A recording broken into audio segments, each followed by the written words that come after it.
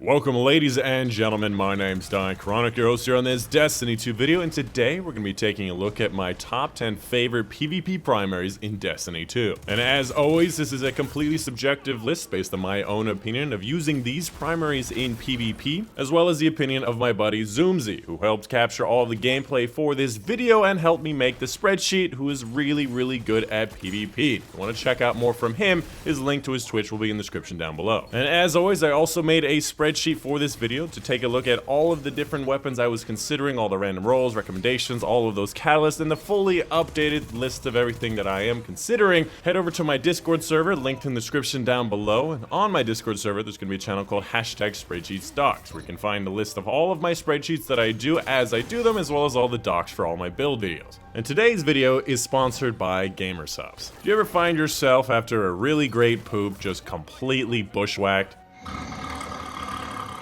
And then you reach for a can of Monster or a cup of coffee, and then in a couple hours, well...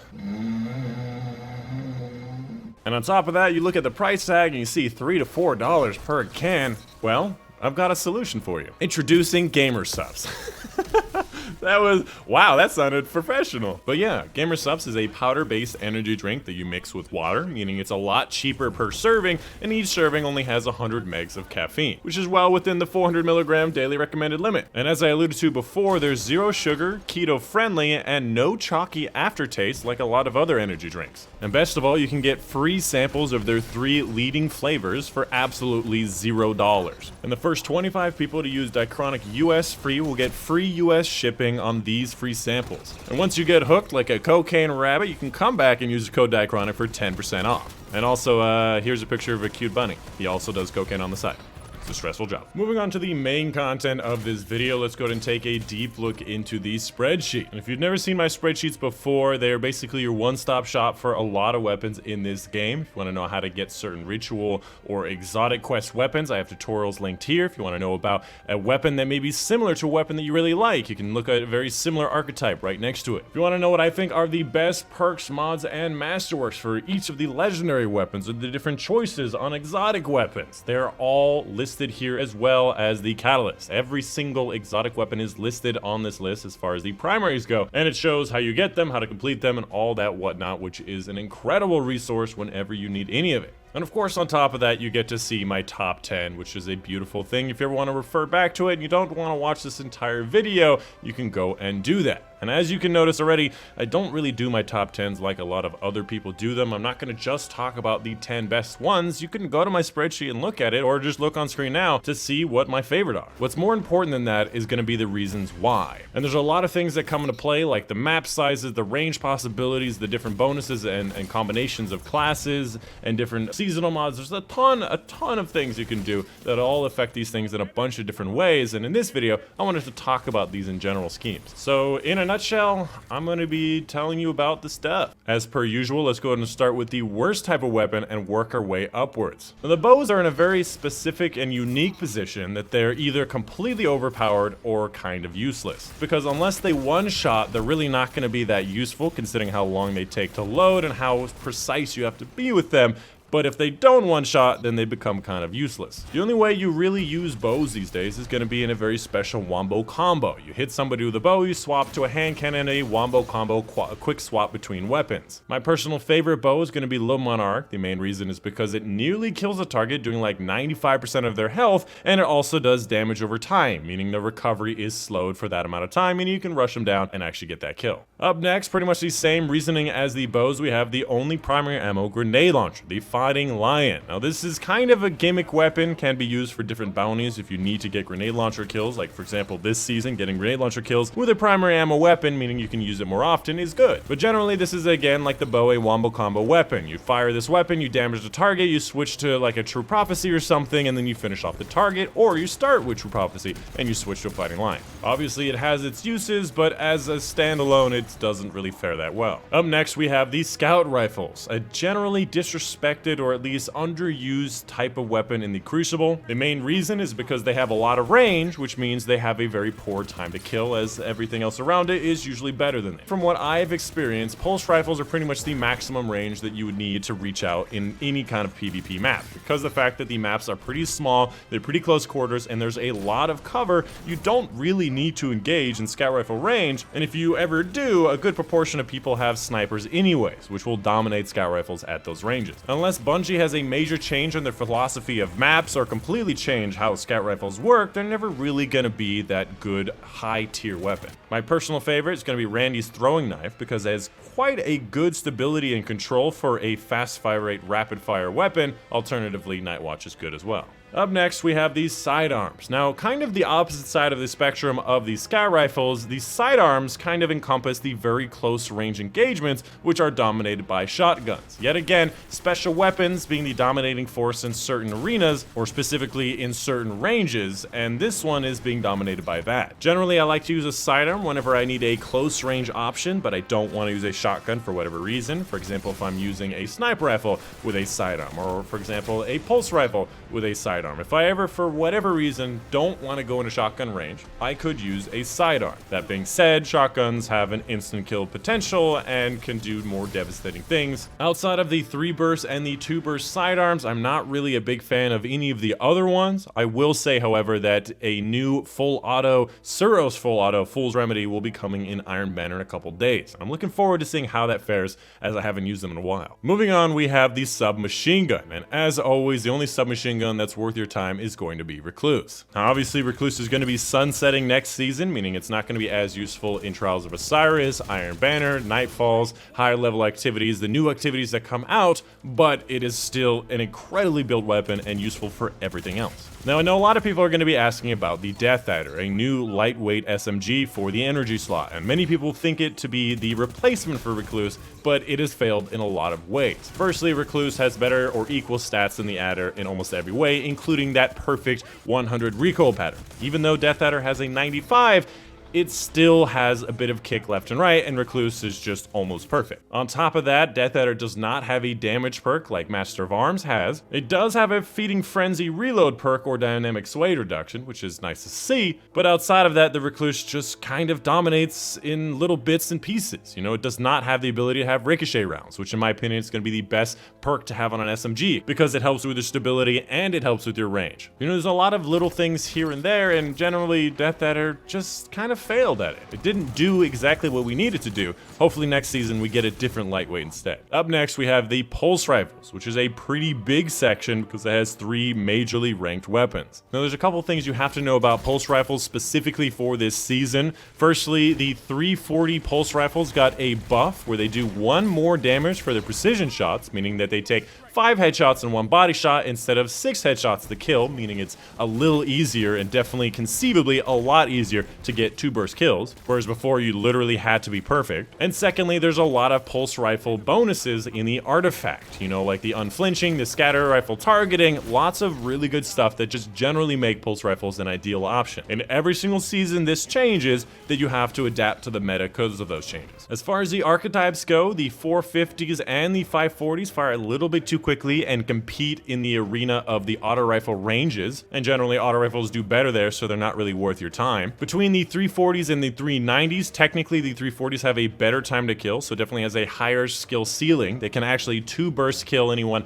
whereas the 390s cannot 2 burst, they actually have to go for a 3 burst. However, if you are newer to the game, the 390s are going to be the better option. They're more stable. Generally, you're going to be getting 3 burst pluses anyways with the 340s, and of course they shoot faster, meaning you can make more mistakes. So between these 2 kinds of options, it's really just a choice of how far do you want to go with the high skill ceiling. Outside of that, another really great weapon at number 5 I have here, the Vigilance Wing. Now, the Vigilance Wing has been off and on for quite a while now, being the number 1 best weapon to being a kind of below average weapon to being an above average weapon now. There's a bunch of reasons for this. Firstly, like I said before, the artifact has a lot of pulse rifle mods that you can use on a lot of armor pieces to make this thing really stable and basically compete with the 340s and 390 ranges, but also have a faster fire rate, meaning they can compete in closer ranges. It also has a pretty good set of perks and stats, including Harsh Truths, where a nearby ally is killed, you gain health regeneration and increased movement speed. And if you're playing 6v6, this is going to be happening pretty consistently. Personally, I'm not a big fan of the Catalyst, as it just makes it full auto. I know that full auto actually increases the fire rate by around 10%,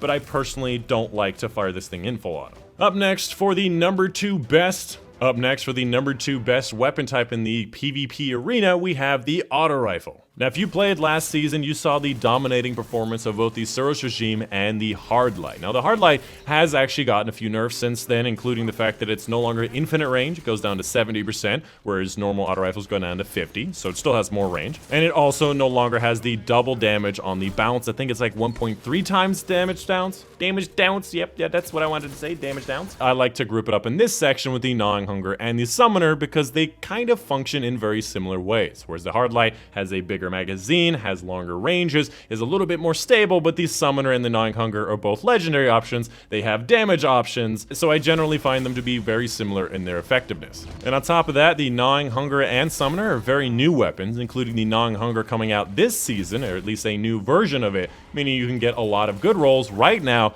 and it will be a good sunset like 5 seasons from now. Now, even though the Soros regime got dropped from 4th to 7th, it did not receive a nerf at all. I think generally it just has to compete more with those aforementioned pulse rifles. It's having to compete with those new artifact mods, and generally people are just steering a little bit less towards the Soros regime, a little bit more towards Gnawing Hunger as it's more readily available. Fuck, no, available, damn it! As far as the archetypes across auto rifles, I find that 360s and 450s have a little bit worse time to kills than the 600s. Generally, the faster fire rates have better time to kills, and they reach out to a range that competes very closely with, again, those pulse rifles, which is not really something you want to do. And on the other side of the spectrum, the 720s have slightly better time to kills, but their recoil and their stability are all over the place. They're more like a little bit longer range SMG, and again, those have to compete with the auto rifles and the shotguns. And their bonus time to kill is just not worth the recoil and all the stability issues. And finally, the final section, we have the hand cannons, the most prolific section in Destiny history, always having the longest list in my spreadsheets,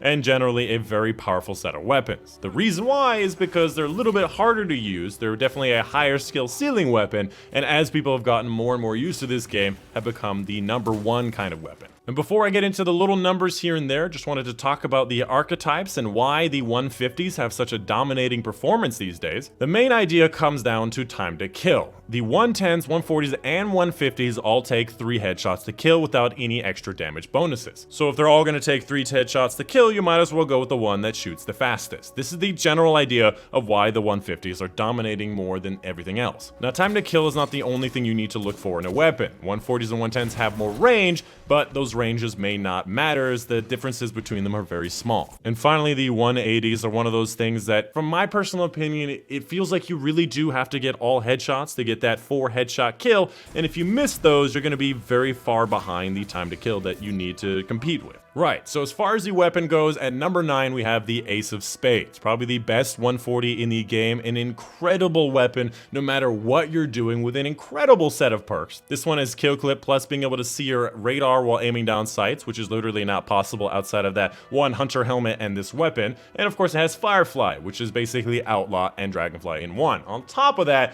it also has extra damage to Dragonfly with the Catalyst, and it has an 86 range, which is really, really high. The 110 hand cannons have pretty much the same range as the 140 Ace of Spades. To give you an idea, the Ace of Spades basically says, hey, I shoot faster than you 110s, but I also do it at the same range, and that's just a dominating performance. And on top of that, it has been out for quite a while. Most people have this weapon, so most people, they understand this weapon. Coming up at number 6, we have the Last Word, a weapon that has gone back and forth on my list, either out or in my top 10, nearly at number 1, out of the top 10 completely, now back at number 6. And the reason this is because this weapon is a very high skill ceiling weapon. It's more difficult to use this weapon than most weapons in the game. However, if you do get used to this weapon and you're capable of using it blind firing, you can fire it at 225 rounds per minute and have the damage of around a 150 hand cannon, meaning that your time to kill is even higher than all of those fancy 150 hand cannons that I mentioned before. It's also a kinetic weapon, meaning that it can be used with Felwinter's, Mindbenders, or Beloved, the dominating specials right now. Coming up at number 3, we have the Thorn. Firstly, 150 RPN, meaning that it's in that Goldilocks zone of damage. It also has a pretty good set of perks, this Mark of the Devourer and Soul Devourer, allowing you to reload your weapon off of your kills and do extra damage with your dot, which is a big part about this weapon. Being able to do damage over time not only damages the enemy, meaning that they recover less quickly and it'll delay that recovery, it also means you can see which direction they're heading. So if you shoot an enemy that go around the corner, you can see if they're about to re-peek that corner immediately, or if they're running away, which is a very big bonus that the Thorn has, on top of the fact that it's an exotic, and no exotics will sunset in Destiny 2. So next season, when nobody's going to be using spare rations and Trials of Osiris, the Thorn may have its heyday. And lastly, the Thorn can actually two-shot kill enemies. Once you get a kill, you get this Soul Devourer, your dot actually does much more damage, and if you get 2 headshots on an enemy, that actually will kill them, which is a fun thing that many people may not realize. And finally, coming up at number 1, we have the Spare Rations and Dire Promise. These are going to be your dominating weapons in PvP. You've probably seen them all over the place, and they are the best for a lot of very good reasons. Firstly, they're a 150 hand cannon, meaning they're in the Goldilocks zone for DPS and time to kill. Secondly, they're kinetic weapons, meaning they can be used with some of the best specials for PvP, the Mindbenders, Felwinters, and Beloved. They are decently available as world drops and infamy drops, and they've also got a great set of perks. Firstly, they both have high caliber rounds, which is a very important thing to have on anything in PvP. Secondly, they both have a damage perk in Swashbuckler and Kill Clip. Personally, I like Kill Clip better than Swashbuckler. And they both have a good stability or accuracy perk like Opening Shot Rapid Hit, which is where I see Spare Rations doing a little bit better, is that it has a good reload perk as well. Whereas Dire Promise has kind of suffered in that way. However, obviously Spare Rations has been out for a while, so it's going to be sunsetting next season, and Dire Promise is going to have a bit more of a heyday with the Thorn. So next season, you're probably going to see a lot of Dire Promise and Thorn. You might even see a new weapon in the meta. I'm not sure if they're going to be adding 150 hand cannons, but they may add in another one as well. Personally, I'm looking for a replacement to my Waking Vigil, as that thing has been out for a long time as well. And I did want to touch on a couple of other things as well. Sunshot is a 150, has explosive rounds, meaning that it's pretty good for flinch, but it just missed the top 10 this time. Also wanted to mention Not Forgotten Luna's Howl is one of those weird weapons. It's a precision frame, meaning it has less recoil as a 150, but its perks are not really that great, so it's basically just a base, really accurate 150. And the Crimson, it's a good weapon. It's just not, you know, as gangbusters as it used to be. In fact, sometimes it's even known as a banned weapon. But anyways, that is going to be pretty much the end of the video. Let me know in the comments down below what you thought. If you liked it, make sure you leave a like down below. And of course, subscribe for more top 10s in the future. I do top 10s of all types, PvE, PvP, primaries, specials, heavies. I even do exotic armor, so come check those out in the future. I do them every season. And to reiterate, there are going to be a lot of missing weapons from this list. For example, Austringer, a weapon that I use all the time, is not on this list. There's a lot of reasons why things aren't on this list. A lot of them are just older weapons. Some of them just have worse perks than other weapons. So if you're using a weapon of a certain type, like a 140 hand cannon like Austringer, and you want to know how well it does, just look for another 140 hand cannon on the list. Oftentimes they're going to fare pretty similarly outside of their different perks. But yeah, that's going to be the end of it. Hope you guys did enjoy. My name is Dychronic, and I'll see you guys on the next one.